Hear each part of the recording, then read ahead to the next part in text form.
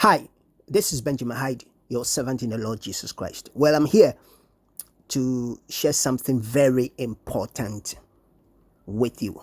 Share something very important with you. You know, there are 7 classes or categories of knowledge. The first is knowledge by instinct, instinctual knowledge. And this is present with humans as with other mammals.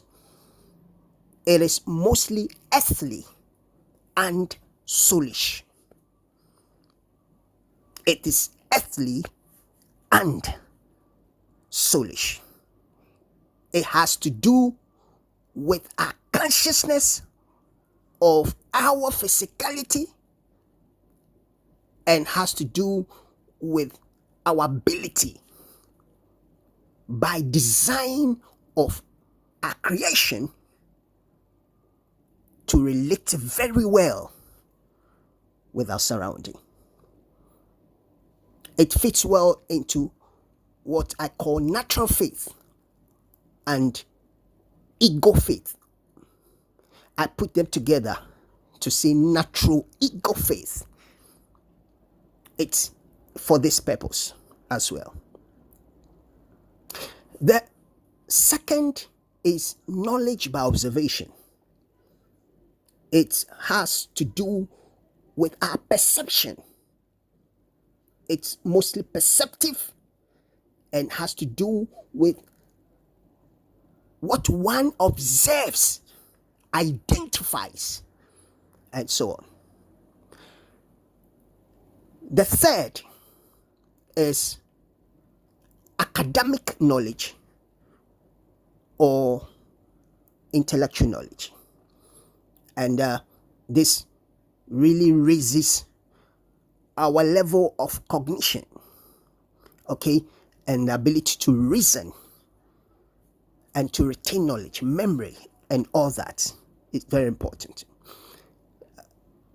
Number 4, and we have knowledge by experience. Knowledge by experience, and that's what one gets to know by experience. I don't need to belabor the point here.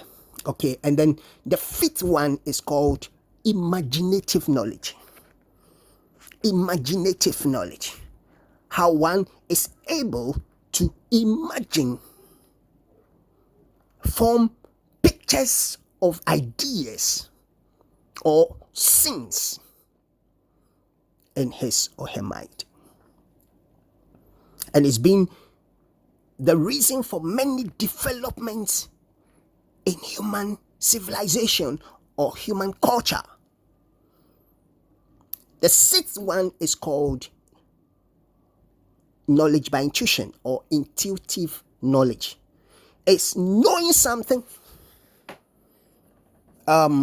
without or outside one's natural abilities. I think today this is what I want to dwell on. Then later on I will dwell on the 7th one, which is revelation. So intuition is the ability to know something.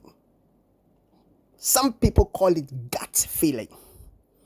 It's a search of insight or understanding that one gets on the situation or about something or something concerning another person or one's own self. The difficulty here is that one is not able to prove the source of that knowledge. So academic knowledge find it difficult to accept it. Academic knowledge may accept knowledge by experience and shape it. They understand instinct. They understand imagination. Okay? And they put it where it belongs.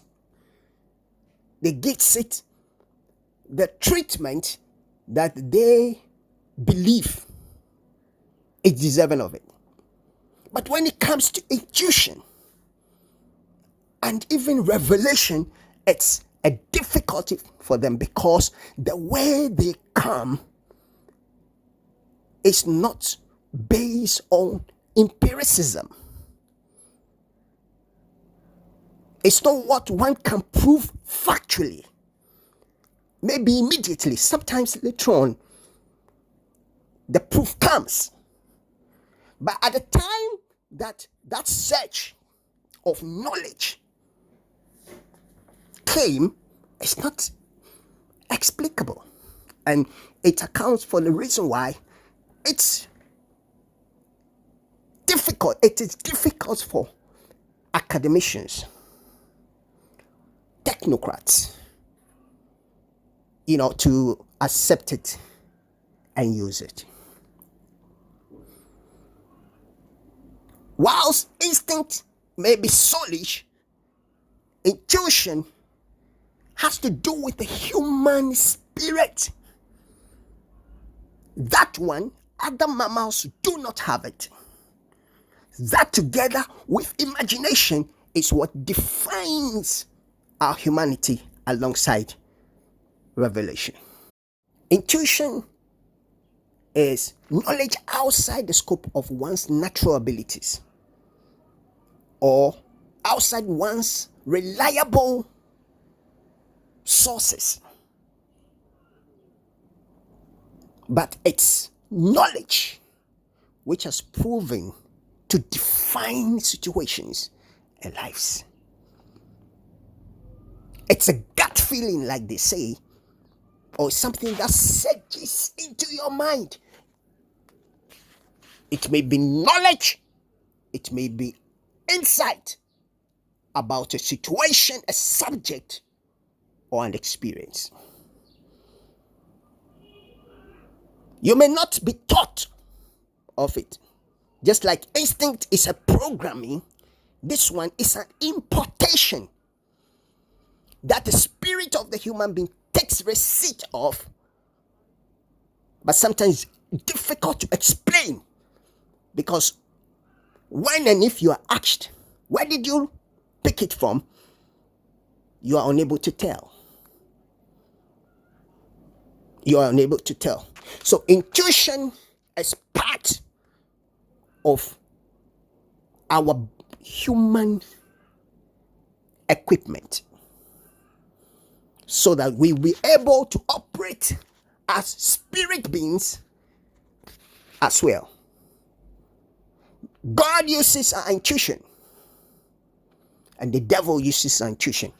I would like to stop here in the meantime, but we'll continue and then we'll see the full length of this discussion. Finally, God bless you, and let's meet again. Thank you.